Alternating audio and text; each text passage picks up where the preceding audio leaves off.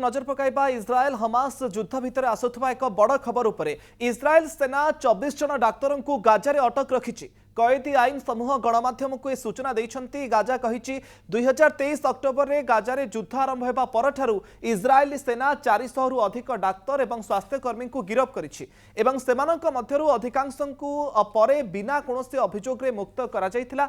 मानवाधिकार रिपोर्ट रु जना पड़िछि इज्राएल हेफाजत रे थिबा समय रे गाजार डाक्तर एवं स्वास्थ्यकर्मी माननकु निर्यातना सहित अपमान करा जाउछि बोली गाजा कहिछि। गाजा उपरे इज्राएल रो युद्ध रे अति कम रे 60,839 लोकंकर मृत्यु घटिछि एवं 1,49,588 जन आहत होइछन्ते। 24 जन डाक्तर गाजा रे अटक। इज्राएल हमास युद्ध भितर ये बड़ खबर। इज्राएल सेना 24 जन डाक्तरों को गाजा रे अटक रखिछि। इज्राएली सेना एजाई 400 रु अधिक डाक्तर एवं स्वास्थ्यकर्मी को गिरफ करिछि। हमास रो अभियोग को किंतु खंडन करिछि इज्राएल। इज्राएल सेना 24 जन डाक्तर को गाजा रे अटक रखिथिबार ये बड़ खबर।